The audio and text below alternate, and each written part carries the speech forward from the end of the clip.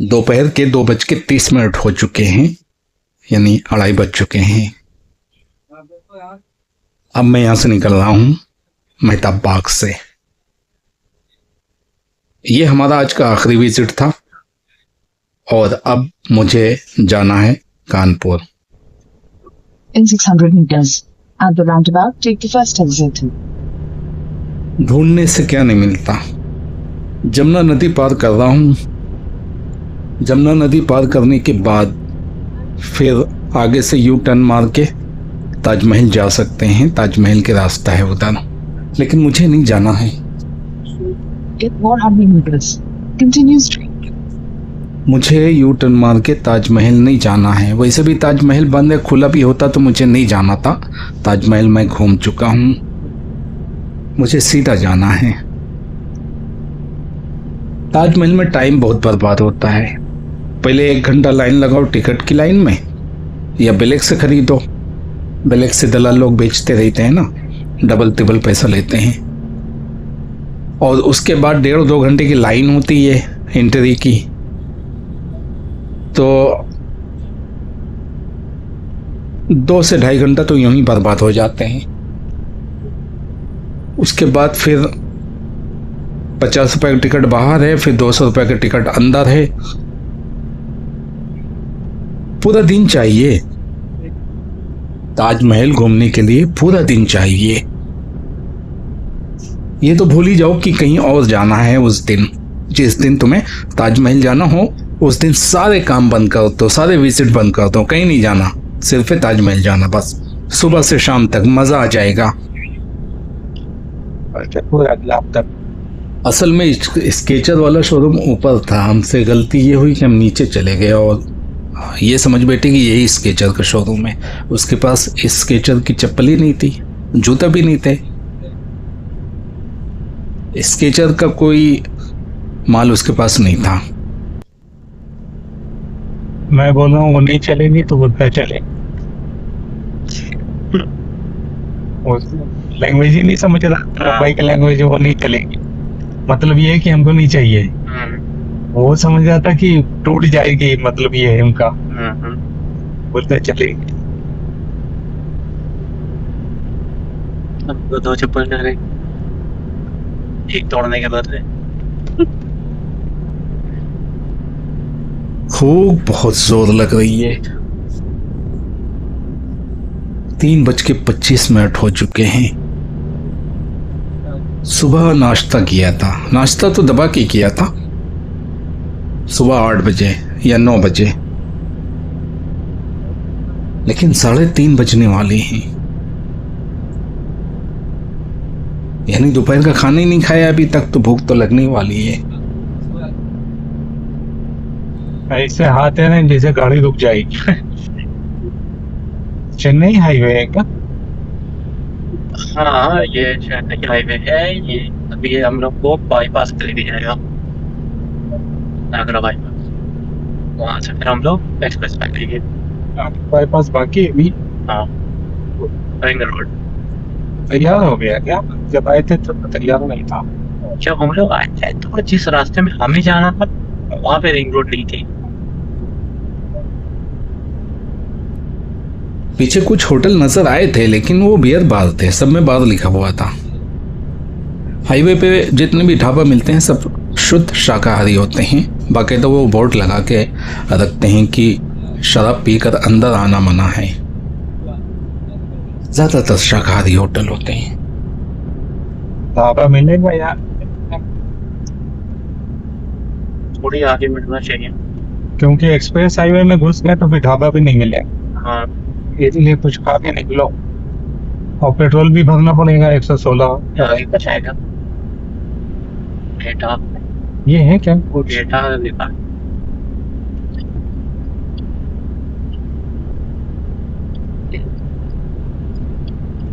सिर्फ पेठा है? ये सिर्फ डेटा है। नहीं, कुछ आगे भी तो दुकानें हैं। पेठा नहीं, कानपुर से अच्छा पेठा कहीं नहीं मिलता। हाँ, आगरे का पेठा मशहूर है।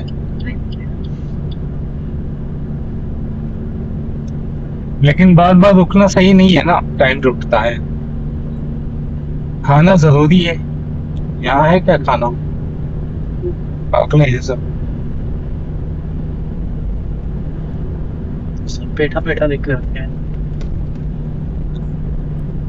बाइक वाले ऐसे चौड़े हो भी है, सब एक दूसरे से आगे निकलने के चक्कर में फर्स्ट लाइन में आने नहीं चाहिए इन लोग। यहाँ पे होंगे है तो ये बैठा है, ये छोटा सा यार, ये है ना ढाबा। आगे रोड के साइड। इसके में गाड़ी घुसा सकते हैं ना, ये है तो होटल है ये। हाँ तो घुसा देते हैं। शाम को 3:30 बज चुके हैं और भूख बहुत जोर से लगी हुई है, बर्दाश्त से बाहर हो गई है। शुक्र है कि ढाबा मिल गया। 3:30 बजे से 4 बजे तक मैं यहाँ पे रुका हूँ। खाना बहुत जबरदस्त था। भूख बहुत ज्यादा लगी थी, इस वजह से खाना बहुत अच्छा लगा, मजा आ गया। 4:15 बजे यहाँ से निकल रहा हूँ। पीछे पेट्रोल पंप है रिलायंस जियो का, यहाँ से टैंक फुल कराता हूँ, क्योंकि बस चंद मिनट के बाद मुझे बाईपास हाईवे मिल जाएगा और बाईपास के बाद मुझे लखनऊ एक्सप्रेस हाईवे मिल जाएगा। तो पेट्रोल भरा के निकलता हूँ। यूपी है, टैंक फुल करा लेता हूँ। यूपी में बहुत सस्ता पेट्रोल है। 91 में बड़ा सस्ता है। 91 रुपये कुछ पैसे में पेट्रोल मिला है। पता नहीं इतना सस्ता कैसे हो गया यहाँ पे। यूपी में 95 में चलता है पेट्रोल, यहाँ पे 91 कुछ पैसे में कैसे हो गया पता नहीं, लेकिन बहुत सस्ता पड़ा पेट्रोल। अब मैं यहाँ से निकल रहा हूँ। बस थोड़ी देर के बाद रिंग रोड मिल जाएगी, आगरा का बाईपास। आगरा से जा रहा हूँ कानपुर। मुंबई से निकलने के बाद आगरा मेरा लास्ट विजिट था। हालांकि आगरा मेरी लिस्ट में नहीं था, लेकिन अजमेर न घूमने की वजह से मैंने फिर आगरा सेलेक्ट किया। इंटरचेंज है। हाँ पीछे जिस ब्रिज के नीचे से गुजरा हूँ वही ब्रिज मुझे पकड़ना है। आगरा का बाईपास, रिंग रोड भी बोल सकते हैं। बहुत ही अच्छा बाईपास बनाया है। रोड बहुत अच्छी है, नया है, ज़्यादा पुराना नहीं हुआ है। पहली बार जब मैं आया था तो ये चालू नहीं हुआ था। उत्तर प्रदेश राज्य सेतु निगम आपका हार्दिक स्वागत करता है। Welcome to Agra ring road, Lucknow, Agra, Gwalior, Jaipur. सीधा चलते रहें, कहीं ना कहीं से एग्जिट मिल जाएगा इन जगहों पे जाने के लिए। शाम हो चुकी है और रिंग रोड में मुझे सूरज हर तरफ दिखता हुआ मिलेगा। कभी आगे आएगा, कभी पीछे जाएगा। वैसे मेरा सफ़र पूरब की तरफ है और सनसेट पश्चिम में होने वाला है, लेकिन आगरा एक्सप्रेसवे पकड़ने के बाद सूरज पीछे जाएगा। आगरा रिंग रोड का टोल प्लाजा सामने है। टोल चार्जेस तो देना पड़ेगा हाईवे पे जो इतना पैसा खर्चा हुआ है, और टोल चार्जेस ज़्यादा नहीं है, 40 रुपये हैं सिर्फ। रेहान कला टोल प्लाजा। टोल चार्जेस पे करने के चंद मिनट के बाद, 1 या 2 मिनट के बाद, मुझे इस बाईपास को छोड़कर आगरा एक्सप्रेसवे पकड़ना पड़ेगा। आगरा एक्सप्रेसवे का एग्जिट लेफ्ट साइड में है और यहाँ से बाईपास से एग्जिट करते ही मुझे आगरा एक्सप्रेसवे मिल जाएगा। दूसरी कोई रोड मुझे नहीं मिलेगी। बहुत अच्छे से कनेक्ट किया है। क्या ये बाईपास बड़ा शानदार बाईपास बनाया है। अब एक्सप्रेस वाले वाला अलग पैसा लेगा। देश के सबसे लंबे आगरा लखनऊ एक्सप्रेसवे पर आपका स्वागत है। ग्रीन कलर का बोर्ड इस बात की निशानी है कि ये नेशनल हाईवे नहीं है बल्कि स्टेट हाईवे है, लेकिन नेशनल हाईवे को स्टेट हाईवे से कनेक्ट किया है और कनेक्टिविटी ज़्यादा डिफरेंस नहीं है। पता ही नहीं चलता कि कब स्टेट हाईवे से हमने एक्सप्रेसवे पकड़ लिया है। देखते रहें। स्टेट हाईवे की कनेक्टिविटी एक्सप्रेसवे से यहाँ पर है। आप देख सकते हैं कि किस तरह स्टेट हाईवे एक्सप्रेसवे से कनेक्ट हो चुका है, पता भी नहीं चला। अब आप यहाँ पे देख सकते हैं कि एक्सप्रेसवे का पीला निशान होता है और वो यहाँ पे मौजूद है, और ऊपर जो ब्लू निशान है ये सिटी रोड का है। सिटी में जो सड़कें होती हैं उनमें जो बोर्ड लगे होते हैं वो ब्लू कलर के होते हैं। ब्लू कलर का मतलब है कि नगर पालिका की तरफ से ये रोड बनी है, या नगर पालिका का कोई विभाग, जैसे यूपी में PWD है, महाराष्ट्र में MMRDA है, इस तरह के जो विभाग होते हैं नगर पालिका के, उनका ब्लू कलर का निशान होता है। जैसे कि Firozabad 40 kilometre, Kannauj 199 kilometre, Lucknow 317 kilometre, ये सब ब्लू कलर हैं क्योंकि ये सारे किलोमीटर शहर के अंदर जाते हैं, इसलिए यहाँ पे ब्लू कलर लगाया है। कार वालों के लिए 100 की स्पीड दिया है और बस और ट्रक के लिए 80 की स्पीड है इस हाईवे पे।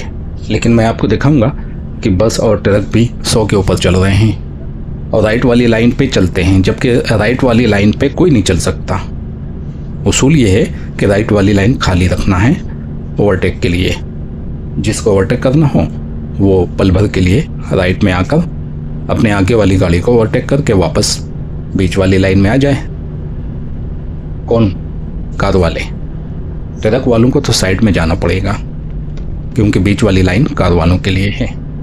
लेकिन इस उसूल की पाबंदी बस और ट्रक वाले करते नहीं हैं, कार वाले भी नहीं करते हैं। देखो ये बस वाला ओवरटेक किया है राइट से, ठीक है, लेकिन राइट पे ही चल रहा है, ओवरटेक वाली लाइन पे ही चल रहा है। मेरी गाड़ी इस वक्त 100 की स्पीड पे है, लेकिन MID पे 105 शो कर रहा है। रियल में 100 की स्पीड है क्योंकि मैंने 105 लगा रखा है, 5 मीटर फास्ट चलता है। और ये बस वाला मुझसे ज़्यादा फास्ट चल रहा है क्योंकि मैंने क्रूज लगाया हुआ है 105 का। तो जाहिर सी बात है ये बस वाले ने 115 पे ओवरटेक किया है मुझे, और इसके बाद ये चलता रहा अपनी वही स्पीड में 110 115 पे। बाद में किसी वजह से ये स्लो हुआ तो फिर मैंने इसको ओवरटेक किया, लेकिन थोड़ी देर के बाद ये वापस मुझे ओवरटेक कर लेगा।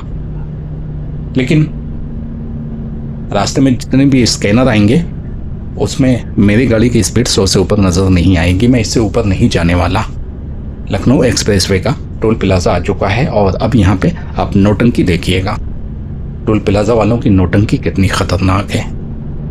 जिस लाइन में एक कार आगे खड़ी हुई थी उसी लाइन में उसके पीछे मैंने ले जाके लगा दिया और मेरे फास्टैग से पैसा कट गया। देखो क्या कह रहे हो, समझाओ मुझे।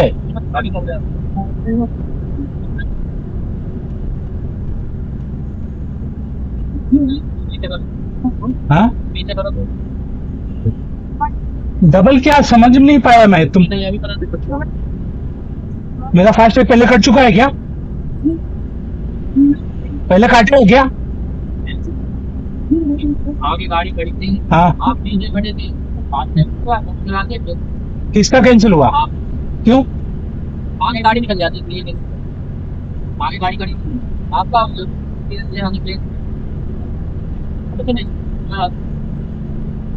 कहाँ जाना है? बस आप समझ ही नहीं पा रहे। नहीं, मैं नहीं समझ पा रहा हूँ ना। कोई बात नहीं, बात कहाँ जाना है मुझे? है, मुझे कहाँ जाना है बताओ? कहीं नहीं, पीछे करो, यही होगा तुम्हारा। अजीब बात नहीं है।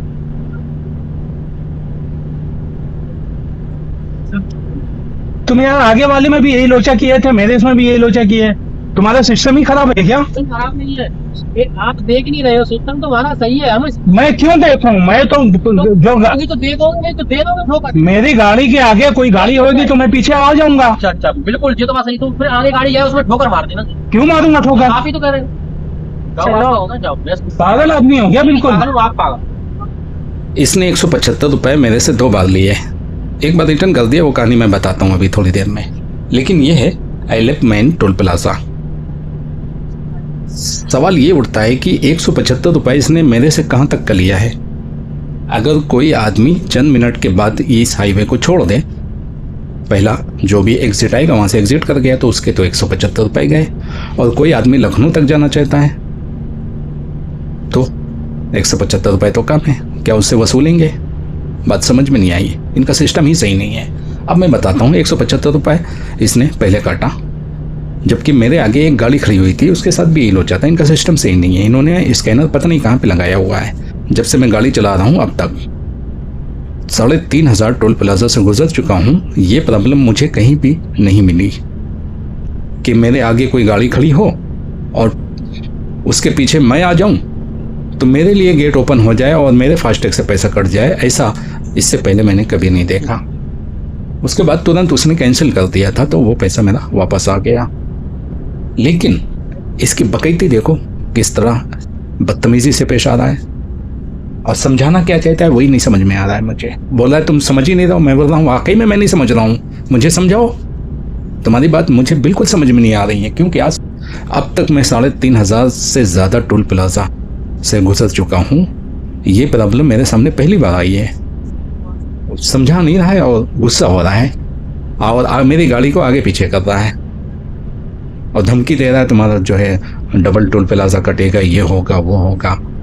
एक मुसाफिर आदमी क्यों यहाँ पर रुक कर झगड़ा करेगा और अपना टाइम बर्बाद करेगा? तो जितनी जल्दी हो सका मैं यहाँ से छूटते ही निकल गया। मुझे क्या जरूरत है किसी से लड़ाई करने की? 175 रुपये पे करके कोई यहाँ से एग्जिट मार के निकल जाए तो उसका तो 175 रुपये गया। एक्सप्रेसवे है ना, हर एग्जिट पे एक टोल प्लाजा है, तो तुम्हें स्कैन करना चाहिए। तुम पैसा क्यों काट रहे हो? यहाँ पे पैसा क्यों काट रहे हो? तुम्हें पैसा काटने का कोई हक नहीं है। जब हर एग्जिट पे टोल प्लाजा है तो तुम स्कैन कर लो कि ये गाड़ी यहाँ से इंटर हुई है, और जिस इंटरचेंज से गाड़ी एग्जिट होगी वहाँ पे स्कैन के बाद पता चल जाएगी कि ये गाड़ी इतने किलोमीटर चली है इस एक्सप्रेसवे पर। तो जो भी तुम्हारा रेट है एक्सप्रेसवे का पर किलोमीटर के हिसाब से उतना काट लो। तो ये तो धंधा गलती है ना। कोई आदमी शिकोहाबाद जाना चाहता है उसका भी 175, कोई आदमी लखनऊ या उससे पहले के इंटरचेंज से निकलना चाहता है उसका भी 175। बात समझ में नहीं आई, ये तो लूट गदर है ना। और फिर यूपी में दाखिल हुआ हूँ तो यहाँ तो लूट गदर बहुत ही ज़्यादा है। बहुत देर के बाद मेरे इतना समझ में आया, हकीकत क्या है वो तो नहीं मालूम, लेकिन कुछ आइडिया हो रहा है कि टोल प्लाजा में प्रॉब्लम यह है कि इनके स्कैनर बहुत पुराने हैं, बाबा आदम के टाइम के, यानी जिस वक्त ये पैदा हुआ था फास्टैग तभी के हैं। और उस वक्त ये प्रॉब्लम आती थी, हर टोल प्लाजा में ये प्रॉब्लम आती थी कि पीछे वाली गाड़ी का फास्टैग कट जाता था, आगे वाला फ्री निकल जाता था। लेकिन सभी लोगों ने सही कर लिया है। ये लकीर के फ़कीर अभी तक उसी स्कैनर पर लगे हुए हैं। दूसरा ये कि उसका ये कहना है कि तुम्हें पीछे रुकना चाहिए था, आधा किलोमीटर पीछे, मतलब जहाँ से एंट्री शुरू होती है, जहाँ से पुलिसराज की रास्ता शुरू हो जाती है ना, वहाँ पे रुकना चाहिए था। भाई मुझे कैसे मालूम कि मेरा बॉर्डर यहाँ पे है, जब मुझे इजाज़त मिलेगी तब मैं यहाँ से आगे बढ़ूँगा। तुमने फाटक आगे लगाया हुआ है तो हर गाड़ी फाटक के पास ही आगे रुकेगी, जैसे कि आगे वाली रुकी हुई थी। और उसूल यही है कि जो गाड़ी आगे खड़ी हुई है उसी के पीछे मैं लगा दूंगा। तो उस पर देखो बदतमीजी से कह रहा है कि हाँ ठोक दो। ठोकेंगे क्यों? काफ़ी गैप करके खड़ी किया था, और मैं हमेशा ऐसे ही करता हूँ, सभी लोग करते हैं, किसी को कोई एतराज़ नहीं है इस पर। इसको एतराज़ था, बदतमीज आदमी था। यहाँ पे सनसेट का जो टाइम है 5:35 है। अभी सनसेट नहीं हुआ है, लेकिन सामने जितनी रोशनी कम हो चुकी है उस हिसाब से लगता है कि सनसेट हो चुका है।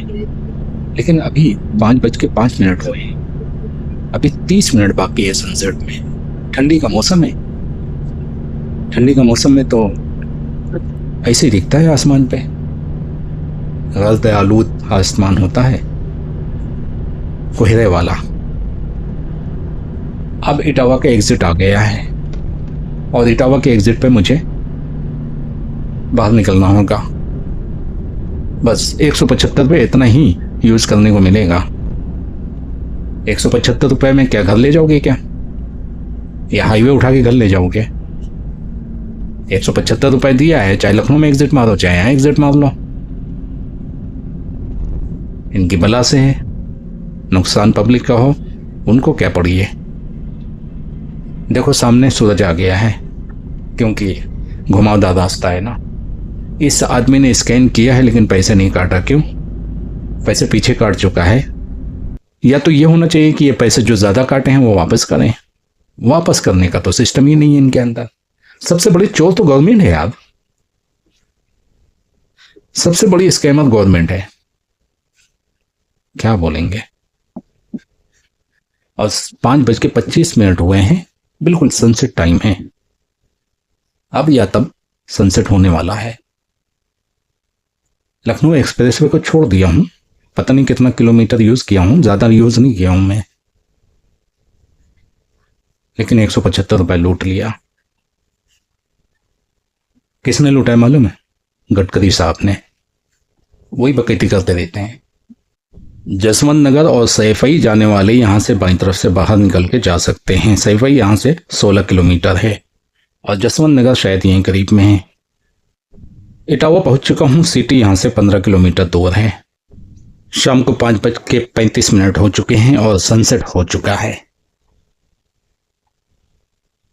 बल्कि 2 मिनट ज्यादा हो गए हैं सनसेट होके, या कि 5 मिनट ज्यादा हो गए होंगे सनसेट होकर, टाइम हो गया है। ये इटावा है, इटावा सिटी शायद दाईं तरफ है, बाईं साइड पे भी है थोड़ी बहुत, बड़ी आबादी दाईं तरफ है। बहरहाल 5:50 हो चुके हैं और मुझे पेट्रोल पंप नजर आ गया है। आगे पेट्रोल पंप है, वहां पे रुकता हूं 20 मिनट तकरीबन। आंखें तन जाती हैं यार गाड़ी चलाते चलाते। अदनान ने तो हाथ उठा लिया है, मैंने बहुत गाड़ी चलाया, मैं नहीं चलाऊंगा, तो मुझे ही चला के ले जाना पड़ेगा कानपुर तक। मूडी आदमी है, बोलता मैं नहीं चलाऊंगा, पीछे वाली सीट पे जाके बैठ गया, मैं नहीं चलाऊंगा, पता नहीं क्यों। जवान लड़के तो बहुत जज्बाती होते हैं गाड़ी चलाने के लिए। शाम को 6:15 हुए हैं, 6 बजने में 5 मिनट बाकी था जब मैं यहां पे पहुंचा था। ये इटावा है, इटावा सिटी पीछे करीब है। 20 मिनट का स्टॉप लेकर यहां से निकल रहा हूं, कानपुर रूपम चौराहा। बकेवर यहां से करीब है, थोड़ी देर में बकेवर आ जाएगा। उसके बाद माहिवर है, उसके बाद बाबरपुर है, सिकंदरा है, फिर अकबरपुर है। अकबरपुर शायद कानपुर देहात में लगता है, शायद। रात का टाइम है, थोड़ा शॉर्ट करूंगा वीडियो। आगरा से लेके कानपुर तक जो टोल रोड में यूज कर रहा हूं उसका डिस्टेंस है 260 किलोमीटर।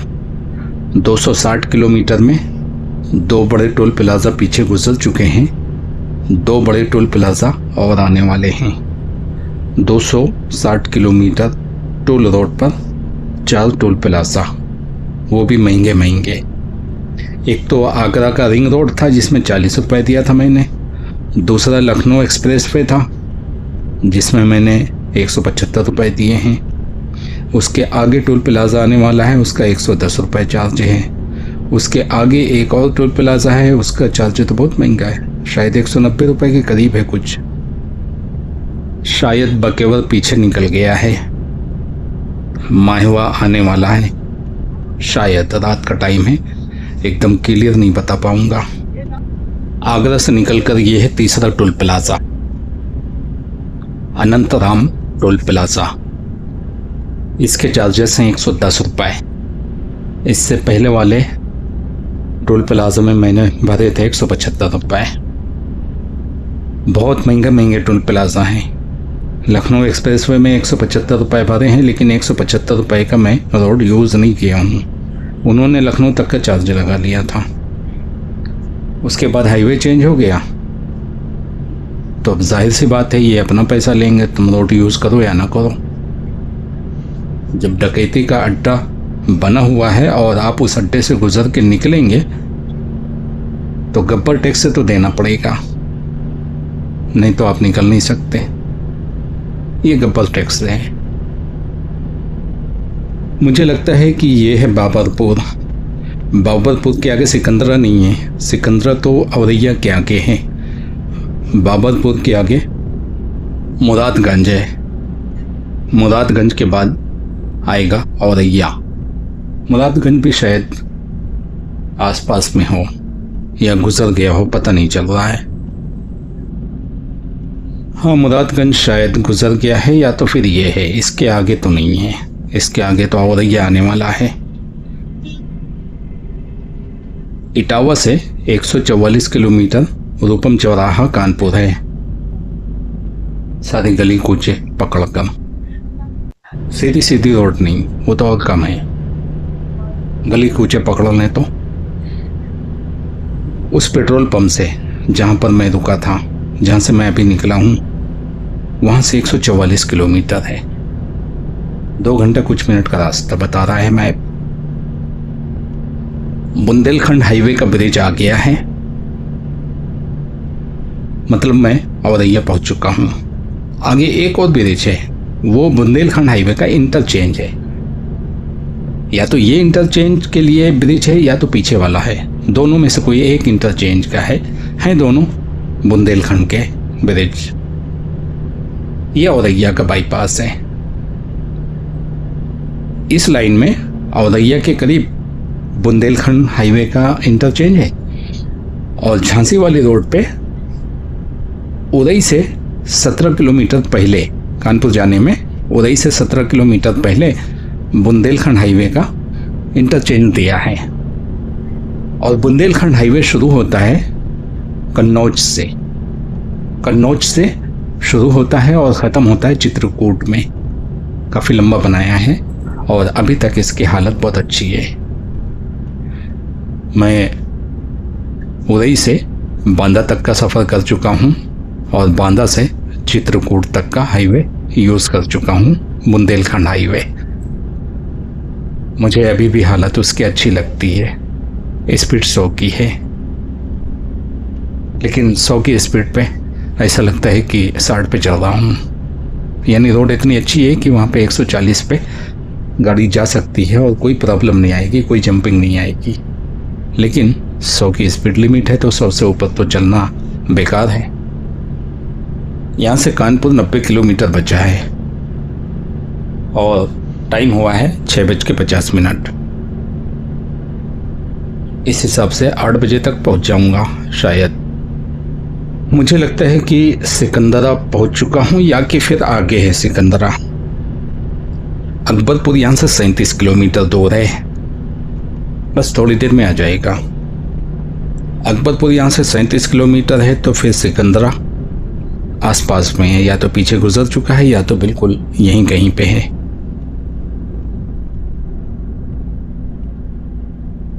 ये रहा अकबरपुर और टाइम हुआ है रात को 7:25। अकबरपुर पहुंच चुका हूं और ये है अकबरपुर का बाईपास। बाईपास सिटी के ऊपर से ही गुजरा है। अब इसको बाईपास बोल रहे हैं या कि फिर नेशनल हाईवे, जो भी है तो नेशनल हाईवे। बाईपास की कैटेगरी में नहीं आता है ये। फ्लाईओवर दे दिया है ताकि ट्रैफिक जाम ना हो, क्योंकि सिटी के अंदर से निकला है ना। मेरे ख्याल से ये जीटी रोड था पहले, क्योंकि AN1 दिया है, Asian highway AH1, Asian highway 1 है ये। और कहीं कहीं पे नेशनल हाईवे 2 दिया है। बात समझ में नहीं आ रही है, क्योंकि जीटी रोड जो हमारे यहाँ से निकला है, फतेहपुर और कानपुर से जो निकल के इलाहाबाद गया है, वो टोटल जीटी रोड था, जिसको नेशनल हाईवे 19 बना दिया है। और अब लोग उसे जीटी रोड मानते नहीं हैं। ये है 12 जोड़ टोल प्लाज़ा। बड़ा महंगा है, अभी बताता हूँ, लेकिन उससे पहले आप देख लो ये लाइन कितनी जाम है। 3 मिनट तक मैं राह देखा कि शायद थोड़ी सी गाड़ी आगे खस के, 1 इंच भी आगे गाड़ी नहीं खसकी। वहीं से मैंने फौरी तौर पर यू टर्न मार के ये लाइन पकड़ा हूँ। 180 रुपये हैं इसके चार्जेस। 12 जोड़ टोल प्लाज़ा 180 रुपये। अंधेर नगरी चौपट राजा, हद होगी यार, 180 रुपये। कानपुर देहात में चल रहा हूँ। कानपुर देहात तो लोगों का कहना है कि अकबरपुर से ही शुरू हो जाता है। सिकंदरा, अकबरपुर, ये सब कानपुर देहात में है। और मैं जब इंफॉर्मेशन में जाता हूँ तो पता चलता है कि अकबरपुर कोई ज़िला है। इसी तरह घाटमपुर को भी ज़िला कहा जाता है, लेकिन कानपुर देहात में है वो। घाटमपुर कानपुर देहात में है। यहाँ से कानपुर सिर्फ 32 किलोमीटर बचा है। कानपुर यानी बेकमगंज, अंदर सिटी के अंदर सिर्फ 32 किलोमीटर है। और टाइम हुआ है 6:55, यानी 7 बजने में 5 मिनट बाकी हैं। इसका मतलब ये है कि 8 से पहले पहुंच जाऊंगा। असल में सिटी बहुत बड़ी है और सिटी के अंदर ट्रैफिक बहुत होता है, इस वजह से थोड़ा टाइम लगता है। आधा घंटा या पौना घंटा तो सिर्फ सिटी के अंदर ही लग जाता है। अगर दिन में पहुंच जाऊं ना, सुबह 11-12 बजे, तब तो 1 घंटा भी लग सकता है सिटी में दाखिल होने में, या सिटी से हाईवे पर आने में 1 घंटा भी लग जाता है कभी कभी। ट्रैफिक के ऊपर है, बहुत ट्रैफिक होता है सिटी के अंदर। लेकिन आज तो हाईवे भी खाली पड़ा है, बहुत कम गाड़ियां नज़र आ रही हैं, इसलिए तो इतनी फास्ट चल रहा हूँ। वरना कानपुर देहात में कितनी गाड़ियां शुरू हो जाती हैं, चलना मुश्किल हो जाता है। 40-50 से ऊपर नहीं जा सकते। वैसे भी 50-60 पे ही गाड़ी चल रही है, वरना यहाँ तो 30 से ऊपर नहीं जा सकते। 600 मीटर पर बसना वाला एक्सीडेंट है। In 600 meters, क्या take आगे a left to National Highway 27. उसके आगे कौन सा है? इस वही नगर। कौन से रास्ता सही है? नौबस्ता वाली रास्ता अच्छी नहीं है। कानपुर पहुंच चुका हूँ। पीछे कालपी वाला एग्जिट निकल गया है। अब यहाँ से नौबस्ता वाली एग्जिट से नेशनल हाईवे को छोड़ूंगा सिटी के अंदर दाखिल होने के लिए। ये बहुत ख़राब एग्जिट है, लेकिन फिर भी मेरे पास कोई ऑप्शन नहीं था। ये तो पक्का है कि ये नौबस्ता वाला एग्जिट है, क्योंकि यहाँ से राइट मारेंगे तो नौबस्ता चले जाएंगे सीधा घाटमपुर, और लेफ़्ट में सिटी है। लेकिन किदवई नगर वाला एग्जिट मुझे नहीं पता पीछे निकल गया है कि कहाँ है, क्योंकि आगे वाला तो रामा देवी एग्जिट है। अगर यहाँ से एग्जिट न मार के आगे चले जाते तो फिर वो रामा देवी वाला एग्जिट मिलता मुझे। उसके बाद कोई एग्जिट है नहीं, सीधा गंगा पार और नाव।